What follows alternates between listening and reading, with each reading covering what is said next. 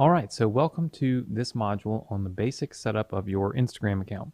So what we're going to do is talk through some of the important things that you have to have or that you need to know about when you're setting up your Instagram account. The very first thing is going to be obviously your bio.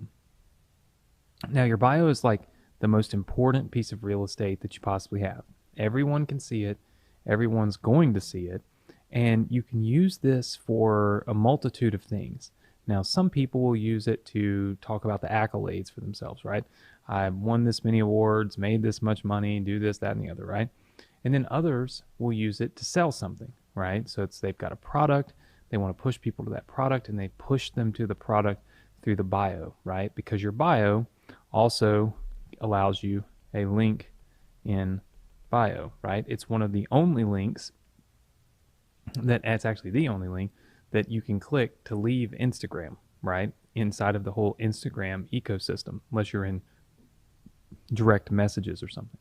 So your link in your bio is super important, but it kind of ties in to your goal, okay? What is your goal? Is your goal just to be an influencer, right? Is that your goal? Is it to build a brand, right? Is that your goal?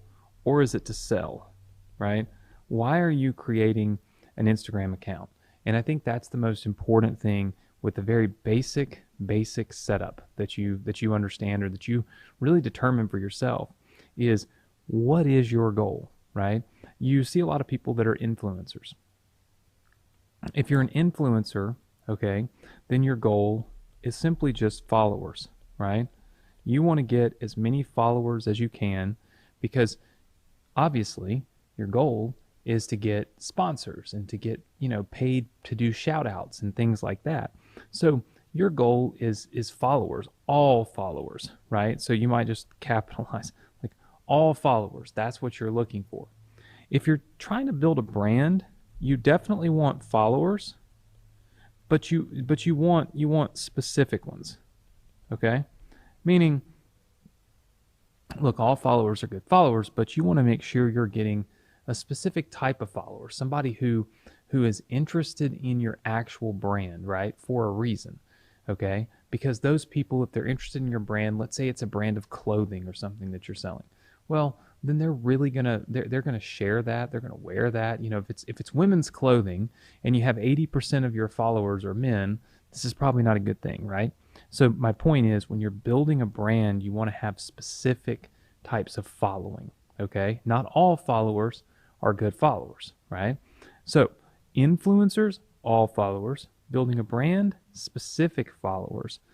If you're trying to sell something, all you care about is clicks and sales, right? You aren't really as interested in your following. Now, I want to be very clear on something. You can most definitely and should most definitely still grow your Instagram account, right? In order to be able to make more sales. But if you're into selling, there's strategies and monetization strategies that you can use on Instagram that might generate more sales, but it's probably going to generate less followers, right? And so in your specific case, those would be a great idea. If I'm an influencer, my goal is to be an influencer, then I don't want to do that. I want to get more followers, right? I'm not really necessarily trying to make sales. So understanding your goal of your Instagram account helps you to structure your bio. If your goal is to be an influencer, then you talk about how you are a fitness influencer or a clothing influencer or whatever in your bio. The reason for that is you want clothing stores or fitness stores or whatnot to see that and then to say, wow, okay, we should reach out to this person to see if they can do a sponsored post. Like, it's kind of like a billboard that's advertising that you're here and you're available, right? For them to reach out to. If you are selling something, you want to take advantage of that opportunity in your bio to give your best one sentence pitch for why somebody should click a link and go somewhere to buy something, right? Whether it's your book or it's a course that you've written, or it's, you know, a specific product that you're selling. It doesn't matter what it is. You want to have quick elevator pitch, if you will, and then click the link, right? So super, super important. So understanding your bio and how to structure your bio really is determined by your specific goal. The same thing with your page branding. So a lot of times when you look on pages and they have 1,000 different things, you know, I mean, obviously Instagram is all broken up into these squares, right? So stuff like this. Okay, well, if you were to come on to my Instagram account and this is what it looked like, okay, and I'm just giving you a color representation because, well, it kind of makes the point, right? So let's just go through here and just make this look really, all right. So doing things like this, all right, I think what you're going to see, and you're going to get the point, is that, you know, this doesn't really look very congruent. When I come onto this Instagram page, I'm seeing a bunch of different stuff, right? Just constantly, consistently, all over the place. This is not the best way to do Instagram. What you really want to do with your Instagram account is have some consistency to the flow. You want to make sure that your page is branded properly, okay? So you want to show what it is that is going to attract your ideal client.